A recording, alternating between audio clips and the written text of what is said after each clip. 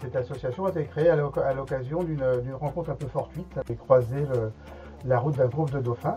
J'en ai parlé aussi à des scientifiques qui m'ont dit qu'ils savaient qu'il y avait des dauphins dans le secteur, mais sans avoir suffisamment d'informations, plus d'informations. Et puis là, ils m'ont dit, écoutez, si ça vous intéresse, nous, on est preneurs d'informations. Donc, si vous sortez en mer, on aimerait bien avoir des photos des dauphins. Alors, le but de l'association, c'est de suivre la population des grands dauphins en mer de la Manche et d'une manière plus générale, les mammifères marins. Mais au fil des ans, l'association s'est spécialisée dans le suivi des grands dauphins, simplement parce qu'on a une population sédentaire, une population de ces dauphins côtiers, en fait, qui est là depuis des décennies et que l'on essaie de mieux connaître. Alors le GIEC réalise plusieurs études scientifiques, donc c'est principalement un suivi démographique de la population, c'est-à-dire on suit son évolution au cours du temps sur la taille de la population, mais aussi sur les taux de survie et les taux de reproduction. Et on mène aussi des travaux annexes, par exemple sur la contamination chimique ou encore la génétique. Alors les principales conclusions qu'on tire de ces études, c'est déjà que la population de grands dauphins en mer de la Manche, c'est une des plus grandes populations sédentaires en Europe, donc qui compte entre 450 et 500 individus. Les analyses de contamination chimique nous ont permis de montrer que la population contient beaucoup de contaminants, c'est-à-dire que les dauphins vont accumuler dans leur corps beaucoup de pollution chimique.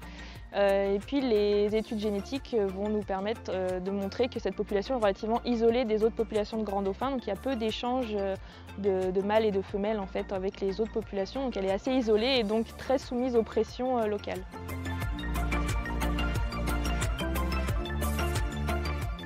Alors, chaque individu, chaque dauphin a vraiment des marques caractéristiques sur son aileron dorsal. C'est un peu sa carte d'identité, en fait, il nous permet de les reconnaître et on a un catalogue de photos justement de grands dauphins. Notre travail vraiment en mer, c'est de prendre la photo des ailerons de chaque dauphin que l'on croise le plus possible et après de faire le rapprochement entre le catalogue qui existe au sein du GIEC pour voir si on a déjà photographié ces individus auparavant. Et donc c'est ça la photo-identification, c'est de trier les photos et de faire le rapprochement entre les marques qu'on a sur les photos et le catalogue qu'on a en base de données au sein du GIEC.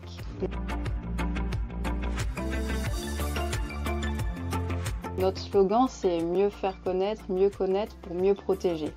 Et pour ça, c'est vrai qu'on a une large zone à couvrir et on a créé ce qu'on a appelé le réseau d'observateurs des mammifères marins en Normandie. Et on a développé une application appelée OPS en mer qui peut être téléchargée sur smartphone et qui permet en temps réel d'enregistrer aussi la localisation GPS de l'observation et qui est intégrée à une base de données qui est nationale. Ça peut permettre de partager les données aussi avec d'autres associations naturalistes.